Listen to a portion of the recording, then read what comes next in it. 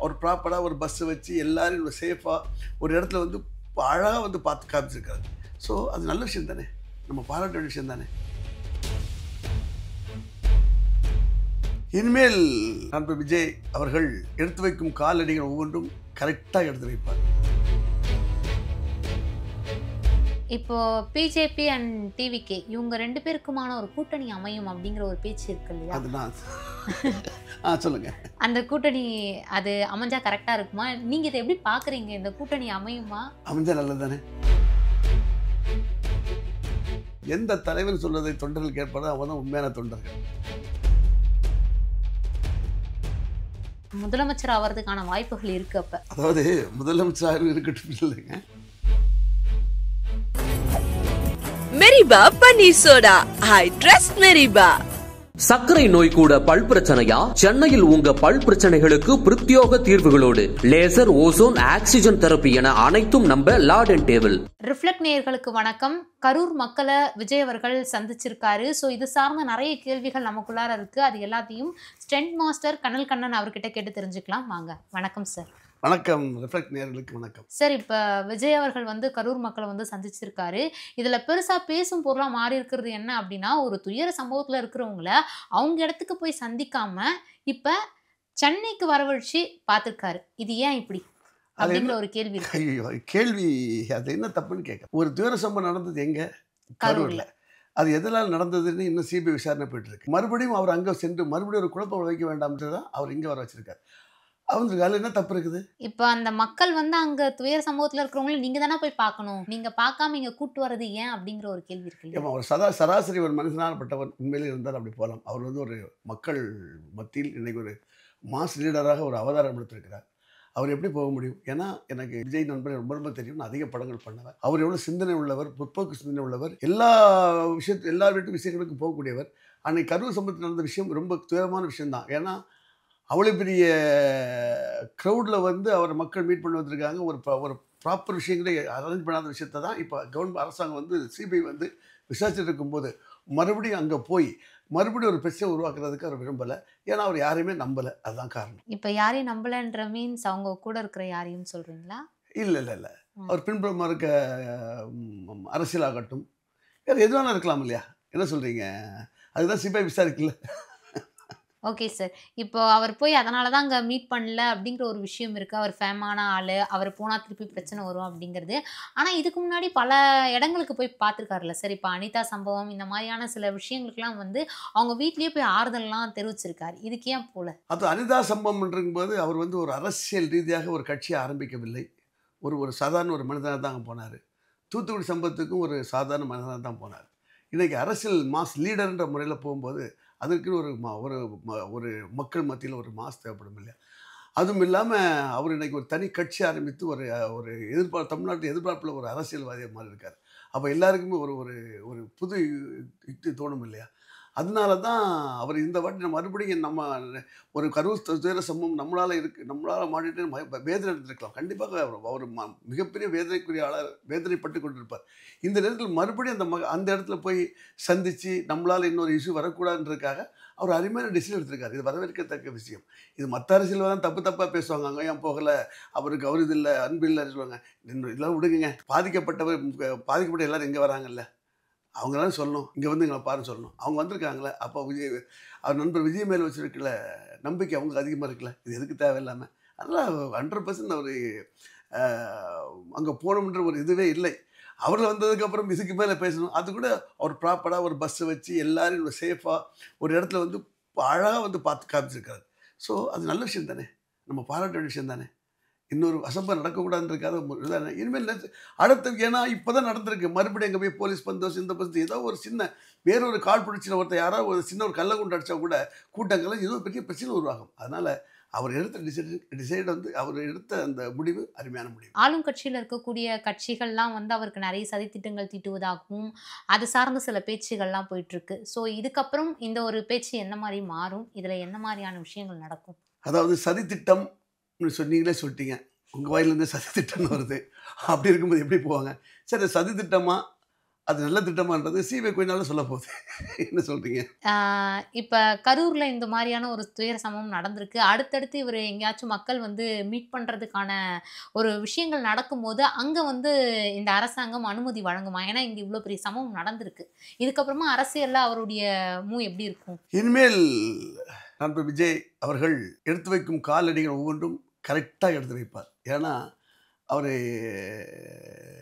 இனிமே யாரையுமே நம்ப மாட்டார். ஏன்னா, அவர் சுயமா நடந்து ஒரு ஒரு காலடியும் கரெக்டா எடுத்து வைப்பார் என்ற நம்பிக்கை இருக்கிறது. இனிமேல் இந்த துயர சம்பவம் கண்டிப்பாக நடக்காது. ஏன்னா, அவர் ரொம்ப ரொம்ப ஒரு சினிமால இருக்கும்போது ஒரு சில விஷயங்களுக்கு 100 தடவை யோசிக்கிறவர். கண்டிப்பா இனிமேல் இந்த அரசியல்ல அவருக்கு ஒரு சின்ன ஒரு அடிதான் இது. பாதைகள் சரி பண்றதுக்கு எடுத்து வைத்த அடிதான் இந்த கரூர் சம்பவம். இனிமேல் அவருடைய பாதை கரெக்டா கண்டிப்பா இருக்கும். சரி, இப்ப நீங்க சொல்லும்போதே சொல்றீங்க, அடுத்தடுத்து வந்து அவர் வந்து கரெக்ட்டான ஒரு பாதைய நோக்கி போவாரு அப்படின்னு. அப்ப இதுக்கு முன்னாடி வரைக்கும் அவர் கேர்லெஸ்ஸா இருந்தாரா? மக்கள மீட் பண்ற இந்த ஒரு விஷயங்கள்ல? அதாவது இப்படி ஒரு மிகப்பெரிய ஒரு கோர சம்பவம் யாருமே எதிர்பார்க்கவே இல்லையே. இப்போ நான் கூட அவருடைய போற மீட்டிங்லாம் நான் டிவில நான் பார்த்துட்டு இருக்கிறேன். இவ்வளவு பெரிய விஷயம் நடக்கும்னு தெரியவே இல்லையா? அந்த இடம் கொடுத்த அந்த இடம் அந்த அந்த பர்மிஷன் கொடுத்த இடம் தவறு சொல்றாங்க. சில பேர் இடமே இல்லாத இடத்துக்கு எப்படி கொடுத்தாங்க சொல்றாங்க. பலதரப்பட்ட பேச்சுக்கள் நடைபெறுது. அது நமக்கு நேர்ல பார்க்கல. ஸோ அது யாருக்கு தான் தெரியும்ன்றது நமக்கு தெரியல. இப்போதான் உங்களுக்கு சரி இனிமேல் நடக்கக்கூடாது. ஏன்னா இனிமேல் அவரே ஒரு செலக்ட் பண்ற மாதிரி இருந்தாலும் அது ஒரு பெரிய இடம் களமான இடத்த தான் பார்ப்பார். இதுதான் அவர் களமான இடத்த பார்ப்பார். அந்த இத்தனை மக்கள் வருவாங்கன்றது அவருக்கே தெரியும்ல. அதுக்கேற்ற இடங்கள் அமைப்பான்னு பார்த்து அதுக்கேற்ற நடந்துக்குவார்ன்றது எனக்கு நம்பிக்கை இருக்கு. Okay sir. இப்போ மக்கள வந்து மீட் பண்ணியிருக்காரு. இந்த மக்களுக்கான நெறைய உதவிகள வந்து அவரு பண்றதா சொல்லியிருக்காரு. தனி மனிதர்களுக்காக என்னென்ன மாதிரியான தேவைகள் இருக்கு, அந்த இறந்த குடும்பத்தில இருக்கிறவங்களுக்கு என்ன மாரியான பிரச்சனைகள் இருக்கு, அதுக்குமே வந்து தீர்வு குடுக்குறேன் அப்படிங்கிற மாரி இறங்கியிருக்காரு. ஸோ இத நீங்க எப்படி பார்க்குறீங்க? இந்த அளவுக்கு இறங்கி ஒருத்தர் செய்றாரு அப்படிங்கிற பட்சத்தில? நம்ம விஜய் மேல எனக்கு நல்ல பழக்கம். ரொம்ப ரொம்ப பழக்கம். கிட்டத்தட்ட ம். ஒரு 2வது படத்துலருந்து கடைசி நான் இது சுறா வரைக்கும் பண்ணியிருக்கேன் அவருக்கு. ம். அப்ப நெறைய படங்கள் பண்ணியிருக்கேன். அவர் பேசிக்கலாவே அவர பத்தி எனக்கு ரொம்ப ரொம்ப நல்லா தெரியும். ரொம்ப க்ளோஸ். நாங்க ஒண்ணா டிராவல் பண்ணியிருக்கோம், ஒண்ணா தூங்கியிருக்கோம், ஒண்ணா அந்த அளவுக்கு பழக்கம். இதுவரைக்கும் அவர் பழகிட்டு அவர்ட்ட ஒரு நெகட்டிவான விஷயம் இதுவரைக்கும் நான் பார்த்ததே கிடையாது. எந்த பிரச்சனைக்குமே போக மாட்டார். புரியுதா உங்களுக்கு? ஏதாவது பிரச்சனை இருக்கு போலான்னா, எதுக்கு தேவையில்ல நமக்கு, நம்ம வேலைய பார்ப்போமே அப்படின்னு சொல்லுவார். ஒரு படம் இன்னொரு ஒரு ஆக்ஷன் பிளாக்கா இருக்கட்டும், ஒரு விஷயத்த இது பண்ணும்போது சொல்லுவாரு. இது நான் பண்ணா கரெக்ட்டா இருக்குமாண்ணா? இல்ல கண்டிப்பா கரெக்ட்டா இருக்கும். பட் நான் 2% எடுக்க மாட்டேன். இல்ல நீங்க கரெக்ட்டா இருக்குன்னு சொன்னா சொல்றேன் நம்புங்க. எனக்கு நம்பிக்கை குடுங்கம்பாரு. நான் நம்பிக்கை குடுத்து பண்ணியிருக்காரு. ஸோ நம்பிக்கை அவருக்கு வந்துருச்சு. இப்ப தற்சமயம் இந்த அடினால் வந்துருச்சு. ஸோ இனிமேல் அவருடைய விஷயங்கள் எல்லாமே சிறப்பாக இருக்கும். 100% அவர் ஒரு அரசியலுக்கான ஒரு மாற்றத்தை கொடுப்பார் என்ற நம்பிக்கை எனக்கு. இப்போ விஜய் சார்ந்த இன்னொரு ஒரு விஷயம் என்ன வைக்கப்படுது அப்படின்னு பார்த்தீங்கன்னா, பிரச்சாரமா இருக்கட்டும், மாநாடா இருக்கட்டும், அவர் பேசக்கூடிய அந்த என்ன பேசணுமோ அந்த ஒரு விஷயத்த வந்து அவரா யோசிச்சு பேசல. ஆல்ரெடி அவருக்கு பின்னாடி இருக்கிறவங்க எழுதி தராங்க. அத பேசிட்டு போயிடுறாரு. அப்படிங்கிற ஒரு விஷயம் இருக்கு. இவருக்கு அரசியலே தெரியல அப்படிங்கிற ஒரு பேச்சுகளும் போயிட்டு இருக்கு இல்லையா? இதுக்கு நீங்க எப்படி சார் பார்க்குறீங்க? இவர் உங்ககிட்ட இந்த அரசியல் சார்ந்த சில விஷயங்கள் பேசிக்கிறது உண்டா? பேசியிருந்தாரா? முன்னாடி பேசியிருக்காரு. அவரு ஒரு சுறா டைம்னு போறதுக்கு முன்னாடி காங்கிரஸ் லீடர் ராகுல் காந்தி. ராகுல் காந்தி போய் மீட் பண்ண விஷயத்த சொன்னாரு. மீட் பண்ணேன் அப்படின்னாரு. அதுக்கப்புறம் கலைஞர் தனியாக மீட் பண்ணிருக்காரு. நான் நேற்று கலைஞர் போய் பார்த்து வந்தேன். நிறைய பண்ணிருக்காரு. அப்புறம் மக்கள் இயக்கம் பண்ணும்போது மக்கள் இயக்கம் சொல்லும்போது எனக்கு என்ன தலைவா தனியாக கட்சிகள் பிளான் பண்ணீங்களா அப்படின்னாரு. இல்லை அந்த மக்கள் இயக்கத்து போது நிறைய தொண்டுகள் நான் செய்கிறேன் தலைவா அப்படின்னாரு. நானே நிறைய பேர் ரெக்கமெண்ட் பண்ணி அனுப்பிச்சிருக்கேன். சார் இந்த ஸ்கூல் படிக்கிற பசங்க போய் பார்த்து பண்ணுங்கன்னா பண்ணிவிடுவோம். ஹாஸ்பிட்டலைஸ் பண்ணியிருக்கேன். நிறைய பண்ணியிருக்கிறாரு. அதனால அவர் ஒரு ஒரு சிறந்த மனிதர் தான் சொல்லுவேன். நீங்கள் கேட்ட கேள்விக்கு என்ன சொல்லணும்னா, அவர் ஒரு பேச்சு சரியில்லை, அது சரியில்லைன்றது அரசியல் பூஸ் தானே, கன்னி பேச்சு இப்படி தான் இருக்கும். போக போக சிறப்பாக பேசி விடுவாங்க. கண்டிப்பாக அது நம்பிக்கை இருக்குது. இப்ப விஜய் அரசியல் சார்ந்து நெறைய விஷயங்கள் வந்து தொடர்ந்து அவருடைய அரசியல்ல வந்து தவறான சில விஷயங்கள் வந்து வைக்கப்பட்டுட்டே இருக்கு தொடர்ந்து. இப்ப இதுல அவருடைய சைடு யோசிக்கும்போது இவ்வளவு பெரிய துயர சம்பவத்துல அவருடைய நிலைமை வந்து ரொம்ப கஷ்டமா இருந்திருக்கும். ஆனா இந்த பதில்லாம் வந்து இவ்ளோ நாள் கழிச்சு குடுக்குறாரே, ஏன் இத முன்னாடியே செய்யல அவரு? அப்படிங்கிற ஒரு விஷயம் இருக்கு இல்லையா? எத்தனை பேர் தவறா பேசுறாங்க. நான் அந்த நியூஸ் அந்த ஒவ்வொரு டெத் இருக்கும்போது நான் ஹேர் கட் பண்ணிட்டேன் அந்த நாள். அப்படி பார்க்க எனக்கே ஷாக் ஆச்சு. என்னுடைய கவலை, ஐயையோ! என்னோட நண்பர் விஜயோடைய மீட்டிங்ல இப்படி நடக்கும்னு எனக்கு வேதனை ஆச்சு. புரியுதா உங்களுக்கு? நண்பரை தாண்டி ஒரு அரசியல்வாதியை தாண்டி இறந்த பொதுமக்கள் இருக்காங்களா, ஐயோ ஏன்பா இவங்க போனாங்க, ஏன் போனாங்க, இதுக்கு சரியான பாதுகாப்பு கொடுக்கலன்னு நான் ரொம்ப வேதனை நினச்சிருக்கேன். ஸோ அவருக்கு அப்போ எவ்வளோ பெரிய வேதனை இருக்கும். அந்த ஸ்பாட் விட்டு வெளியே வர்றதுக்கு எவ்வளோ தவிச்சிருப்பார். அந்த நைட்டில் எவ்வளவு வேதனைகள் இருக்கும். குடும்பம் 41 மரணம்ன்றது சாதாரண விஷயமா? அதோடைய எதிர்காலம் எவ்வளவு இருக்குது. ஏன்னா அவரை நான் அது எப்போன்னா மதுரைன்னு ஒரு படம் நான் ஷூட் பண்ணிருக்கேன். எங்கன்னா அந்த படத்தில் ஒரு கேரக்டர் ஆக்ட் பண்ணியிருப்பாரு. ஒரு கேரக்டர் ஆஃபீஸர் வில்லனை தூக்கிட்டு போகிற ஒரு சீன் இருக்கும். அது புதுக்கோட்டையில் ஒரு ரியலாக கேரக்டர் ஆஃபீஸ் மாதிரி இருந்தது. அது இங்கே எடுக்கணும் அப்படின்னோடனே, சார் கூட்டத்தை எப்படி சமாளிக்கிறது பண்ணிக்கலாம்னு சொன்னோன்னே பயங்கர கூட்டம். கிட்டத்தட்ட 100 போலீஸ் வச்சு நாங்கள் எல்லாம் பிளாக் பண்ணி வச்சுட்டு நாங்கள் ஷார்ட் எடுத்தோம். ஷார்ட் எடுத்து முடிஞ்சோடனே விஜய் கூப்பிட்டு, சார் நமக்கு இந்த புதுக்கோட்டை மக்கள் வந்து நமக்கு எவ்வளோ சப்போர்ட் பண்ணிருக்காங்க. சும்மா வண்டி மேலே சைடில் அந்த பெட்டல் இருக்குன்னு அவர் வந்து டாட்டா சஃபாரி கார் வச்சுருந்தார். அதில் தான் அவரை நிற்க வச்சு எல்லாரும் சுற்றி ஒரு கை காட்டு வந்து சொல்லி அந்த ரவுண்டான ஃபுல்லாக சுற்றி கை காட்டி எல்லாம் தேங்க்ஸ் சொல்லி அப்படி கூப்பிட்டு வந்தேன். ஸோ அப்போ அவருடைய மக்கள் மாசு எவ்வளோ பெரிய விஷயமா இருக்கிறது. ஸோ இனிமேல் அவருடைய விஷயங்கள் எல்லாமே சிறப்பாக இருக்கும். 100% சிறப்பாக இருக்கும். இப்போ பிஜேபி அண்ட் டிவிகே இவங்க 2 பேருக்குமான ஒரு கூட்டணி அமையும் அப்படிங்கிற ஒரு பேச்சு இருக்கு இல்லையா? அது நான் சொல்லுங்க. அந்த கூட்டணி அது அமைஞ்சா கரெக்டா இருக்குமா? நீங்க இதை எப்படி பாக்குறீங்க? இந்த கூட்டணி அமையுமா? அமைஞ்சா நல்லது தானே. அமைஞ்சா நல்லது. ஆமா. இப்போ அவருடைய தொண்டர்கள் பல பேருமே இது வேணாம் அப்படிங்கிற மாதிரியான சில விஷயங்கள்லாம் இருக்கு. அதிமுக வந்து வாலண்டியராவே அவங்களுடைய கூட்டணி தொண்டர்கள் வேணாம் சொல்ல முடியாது. எந்த தலைவன் சொல்வதை தொண்டர்கள் கேட்பாரோ அவன் தான் உண்மையான தொண்டர்கள். ஓகே. ஒரு தலைவன் நில் என்றால் நிற்க வேண்டும், போ என்றால் போக வேண்டும். அவன் தான் உண்மையான தொண்டர்கள். அது மீறி செல்றவன் தொண்டர்கள் போல் நடித்து வெளி கட்சியில் உள்ள வந்தவன் தான் நினைக்கிறேன். அப்படி எடுத்துக்கிட்டோம்னா இப்போ இந்த டிவிக்கு ஒவ்வொரு பிரச்சாரத்துக்கு முன்னாடியுமே அவர் நிறைய ரூல்ஸ் அண்ட் ரெகுலேஷன்ஸ்லாம் கொடுக்குறாரு. அது யாருமே அவங்க மதிக்கிறதே கிடையாது. எனக்கு விஜய் சாருடைய ஏகப்பட்ட அனுபவங்கள் இருக்கு.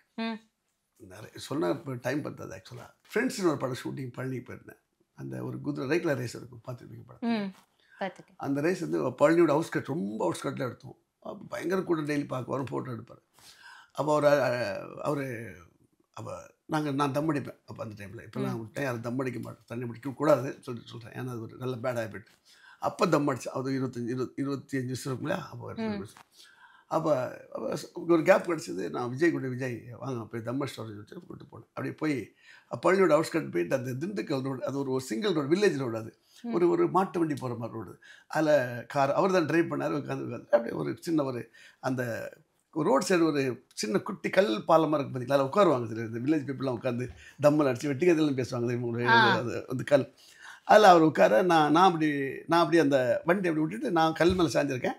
இவர் அந்த வண்டியை மேலே இப்படி உட்காந்துருக்கேன். அந்த வண்டி மேலே சாஞ்சிட்டு தம் அடிச்சுட்டு இருக்கிறேன். அவர் அப்படி பார்த்துட்டு இருக்காரு. நான் சும்மா ஆப்போசிட் பார்க்கும்போது அதில் ஒரு 100 அடி தூரத்தில் அந்த பொண்ணுக்கு ஒரு 11 to 12 years ஓல்டு இருக்கும். அந்த ஒரு பொண்ணு, சின்ன பொண்ணு பாப்பா வந்து வயலில் களை எடுத்துட்டு இருக்குது. அப்படி களை எடுத்துட்டு இருக்கும்போது அதை பார்த்தேன். அது அப்படி பார்த்து நாங்கள் மறுபடியும் இங்கே பேச ஆரம்பித்தோம். என்னென்ன எடுக்கணும், இந்த தொழில் சம்மந்தமாக என்ன எத்தனை நாளில் முடியும் வந்து இல்லை இவ்வளோ ஷார்ட், எத்தனை கவுண்டர் ஷார்ட், எனக்கு எத்தனை ஷார்ட் இருக்கும், ஆமாம் என்ன எத்தனை ஷார்ட்னா இருக்கும், உங்களுக்கு நான் 5 ஷார்ட் இருக்கும். அப்படி பேசிட்டு இருக்கும்போது மறுபடியும் அந்த பொண்ணு உத்து பார்க்குது. நான் உடனே விஜய் அந்த பொண்ணு உங்களை பார்க்குது விஜய் அப்படின்னா. ஆமாம் நான் ரொம்ப பார்க்குது. அது வேறு என்ன பார்த்து போதுன்றார். பார்க்க சீரியஸாக அது பார்த்து அதோடைய தாட் என்னன்னா, அது விஜய்னு அதுக்கு விஜயா இல்லையான்றது டவுட்டு. ஆனால் இந்த இடத்துக்கு விஜய் வேண்டிய அவசியமும் இல்லை. அதுக்கு புரிதா உங்களுக்கு? புரிதுங்களா? விஜய் வராருன்னா இதே மாதிரி கூட்டங்கள் சேரும். விஜய் வராரு, இங்கே விஜய்க்கு என்ன வேலை? அதுக்கு தாட் இருக்குல்ல உங்களுக்கு. அவங்களுக்கு ஒரு மாதிரி ஷாக்கிங்காக அவங்க பார்த்துருக்கேன். அது பார்த்து மெதுவாக களையை வச்சு மெதுவாக வருது. பக்கம் வந்து விஜய் அது கன்ஃபார்ம் ஆகிடுச்சு. புரிதா உங்களுக்கு? வந்து எக்ஸிட் வந்து ஓடி வந்து அப்படி நிற்குது. அவரை தொடவும் முடியல. அது அப்படி இல்லை. இன்னொன்று போட்டோன்னு என்னம்மா நில்லுமா சொன்னேன். என்னென்னா அது கழுத்து விஜய் டாலர் போட்டிருக்கு. ஒன்று நான் பார்த்துட்டு ஒன்று விஜய் கை கொடுத்து நல்லா இருக்குமா பேர்லாம் கேட்டு அவருக்கு தலையை தட்டி விட்டு நல்லா படிக்கிறேன். நான் படிக்கிறேன். அந்த கேப்பில் வந்து இந்த விவசாயம் வேலை செய்கிறேன் அப்படின்னா ரொம்ப வாழ்த்துக்கள் சொல்லிட்டு போகும்போது அப்போ நான் சொன்னேன் விஜய் நானும் நிறைய சூப்பர் ஸ்டார்லாம் ஒர்க் பண்ணுறேன் விஜய். பாருங்கள் நீங்கள் இப்போ ஃப்ரெண்ட்ஸ்ன்றப்போ அப்போ உங்களுக்கு தெரியும் எத்தனை வருஷம் நட்டு ஒரு 13 வயசு பொண்ணு இன்றைக்கி உங்கள் கழுத்தில் டாலர் போட்டிருக்கேன்னா இன்னும் 20 வருஷம் கழிச்சு நீங்கள் ஒரு பெரிய ஒரு மக்கள் மத்தியில் ஒரு மிகப்பெரிய ஒரு லீடராக வருவீங்க அப்படின்னு சொன்னேன். உண்மையானா அப்படின்னு கேட்டார். இது ஸோ உண்மை. இப்போ கூட யோசிச்சு பார்த்து எனக்கு ஷாக்காக இருக்குது. அந்த சீனை வந்து நிறைய இன்டர்வியூல சொல்லியிருக்கேன். ஸோ சொல்லப்படுது அவங்களுக்கு எல்லாருடைய இதில் அது இல்லாமல் ஒரு தனிப்பட்ட மனசு இவ்வளோ பெரிய மாஸ் லீடராக வர முடியாது. பொறுத்துட்டு பார்ப்போமே, ஜெயிக்கட்டுமே பார்ப்போம்.